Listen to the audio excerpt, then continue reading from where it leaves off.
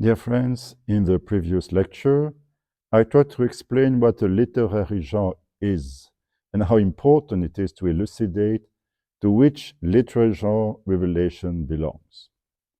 We have seen that the Apocalypse, in fact, belongs to three different literary genres: the epistolary genre, the prophetic genre, and the apocalyptic genre. I explained the first two last time. Let us now move on to the third literary genre, the apocalyptic genre. The Apocalypse of John gave its name to a particular literary genre which has become better known over the last century, although admittedly mainly among biblical scholars. Most people are completely unaware of what the apocalyptic genre is, and that is why it is so hard for them to get into the book of Revelation. Let us start with a few historical pointers. The apocalyptic genre appeared in Judaism around 2 centuries before Christ and continued until the end of the 2nd century of the Christian era. It therefore spanned 4 centuries.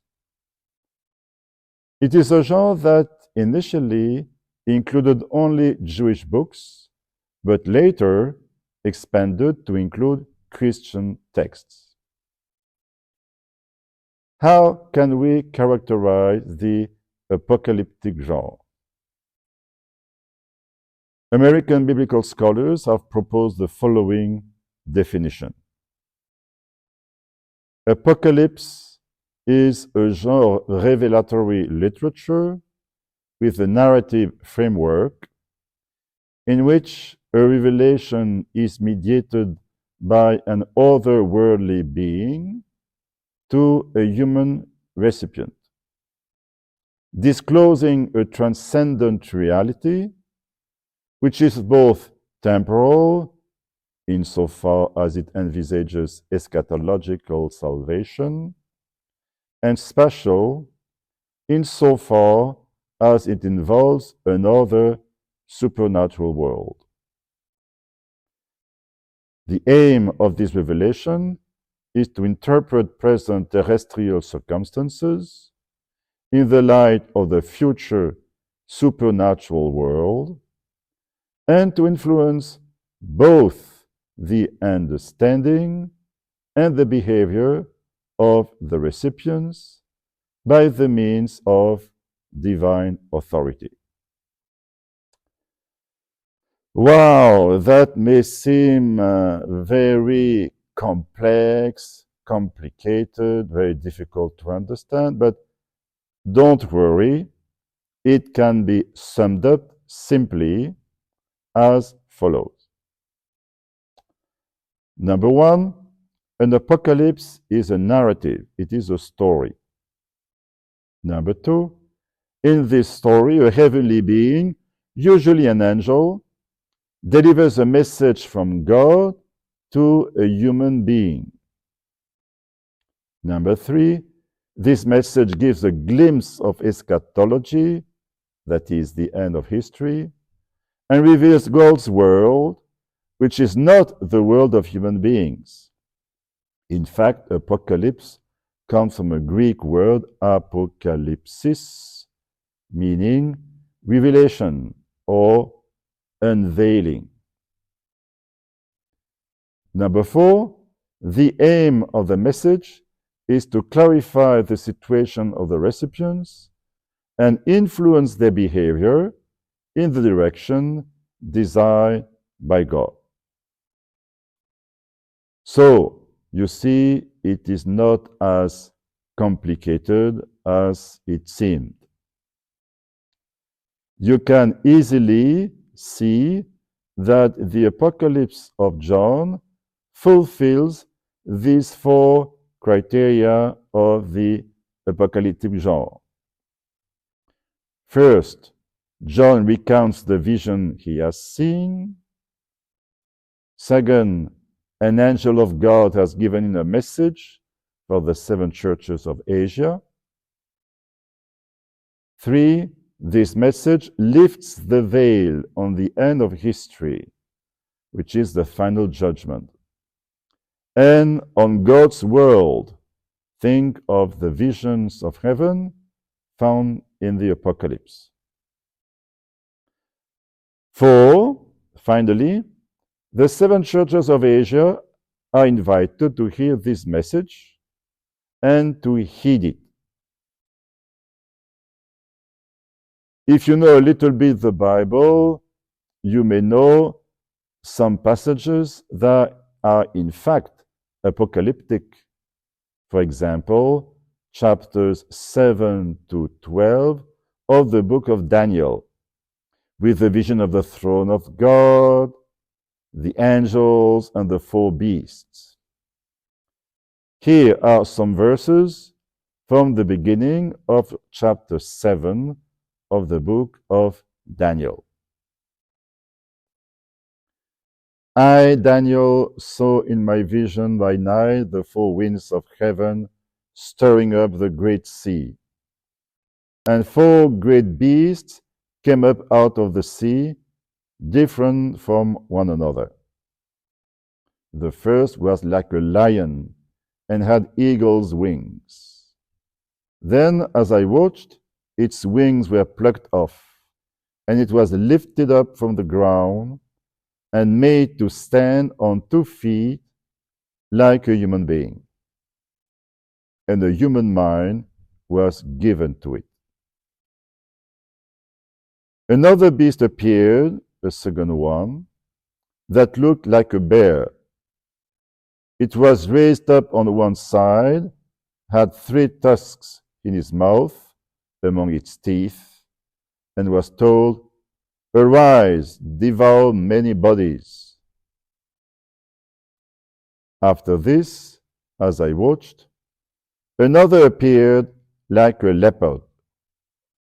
The beast had 4 wings of a bird on its back and 4 heads, and dominion was given to it.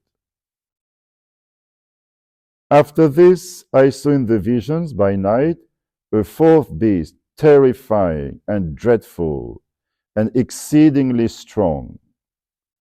It had great iron teeth and was devouring, breaking in pieces and stamping what was left with its feet. It was different from all the beasts that preceded it, and it had 10 horns. This passage of the book of Daniel is a typical example of the apocalyptic genre. In the New Testament, Jesus' discourse on the ruin of the Jerusalem temple and the end of the world, which you find in chapter 13 of Mark's Gospel, also contains elements of the apocalyptic genre, such as this passage. But in those days, after that suffering, the sun will be darkened, and the moon will not give its light, and the stars will be falling from heaven, and the powers in the heavens will be shaken. Gospel of Mark, chapter 13, verses 24 to 25. Apart from the Bible, there are many other writings, both Jewish and Christian, belonging to the apocalyptic genre, such as the 1st book of Enoch, the 4th book of Ezra, the Shepherd of Hermas, and so on. It has been pointed out that the apocalyptic genre appeared in Israel at a time of crisis, that of the persecution of Antiochus Epiphanes in the 2nd century BC. I will talk more about this shortly. So, let us face it, the apocalyptic genre confuses us completely at first because we have no point of reference and we don't know how to interpret it. That's perfectly normal, don't worry, because it is a literary genre that is foreign to our contemporary Western culture. And what is more, has long since disappeared. It takes a little time to familiarize yourself with this literary genre, but you will get there. Don't worry. We can identify some typical features of the apocalyptic genre. For example, the character telling the story is transported to heaven. He sees the throne of God. He sees angels. He has the revelation of God's judgment, etc. But there is one characteristic of the apocalyptic genre that is particularly important for understanding it. The apocalyptic genre implies the use of symbolic language. Ignorance of how this symbolic language works is the main difficulty in understanding the book of Revelation. This is why an examination of symbolic language will be undertaken in the following lectures. I see you soon for the next conference.